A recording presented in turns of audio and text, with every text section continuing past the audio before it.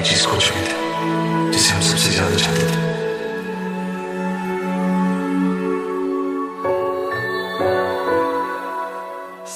जानवी हुई लेट, इस सोच में डूबा सिद्धार्थ।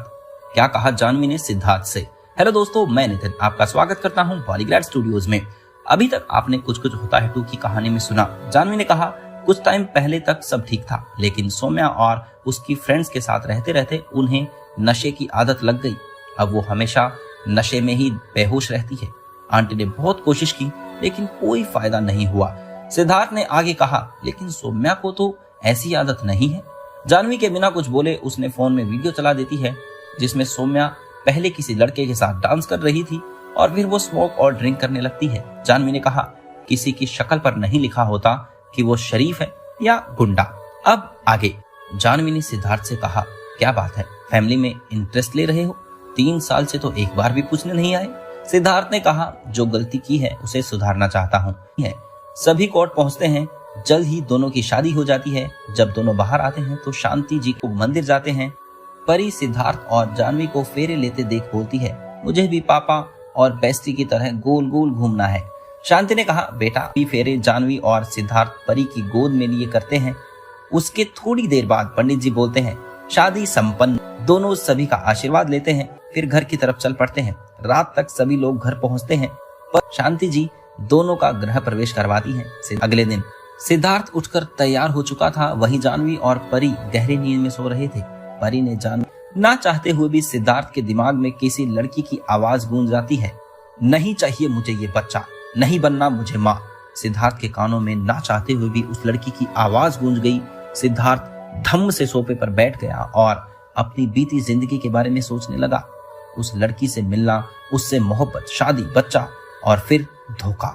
टूट चुका था एक वक्त को सिद्धार्थ। जो शांति ने उस लड़की से परी के जन्म देने के बदले एक लेविश लाइफ का वादा किया, तब जाकर कहीं वो परी को जन्म देने के लिए मान गई थी, वरना उसने तो पूरी तैयारी कर रखी थी परी को खत्म करने की। सिद्धार्थ खुद से अपने मन में कहा जितना प्यार जानवी परी से करती है उतना तो तुम उसकी सगी माँ होकर भी परी से नहीं कर सकती। तभी रूम का दरवाजा खुलता है लेकिन सिद्धार्थ अभी भी अपनी सोच में गुम था। जानवी ने जब सिद्धार्थ को सोच में पाया तो परी से कहा बोलते हुए बोली वैसे आज मेरी पहली रसोई होगी ना, तो आप मुझे क्या गिफ्ट देंगे? सिद्धार्थ मुंह बनाकर ये सब जरूरी है क्या? जानवी नौटंकी करते हुए बोली जरा तो शर्म कीजिए कपूर साहब, आपकी बीवी इतनी मेहनत से आपके लिए खाना बनाएगी और आप उसे एक छोटा सा नन्हा मुन्ना गिफ्ट नहीं दे सकते? अपने सर पर हाथ रखकर जानवी बोली हाय ये जालिम दुनिया।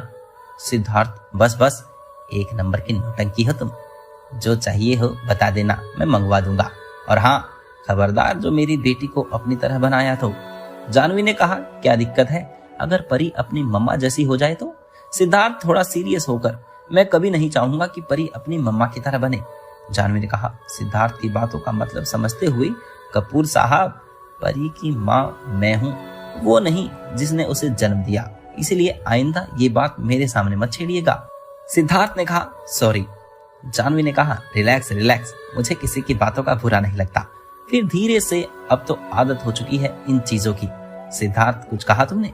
जानवी हड़बड़ाकर मैं ये कह रही थी कि गिफ्ट कोई पूछ कर देता है, आपको जो देना है दे दीजिए।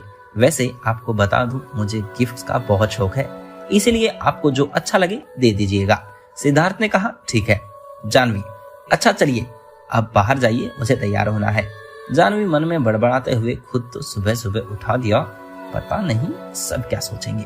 सिद्धार्थ बड़बड़ाने से तुम तैयार नहीं हो जाओगी?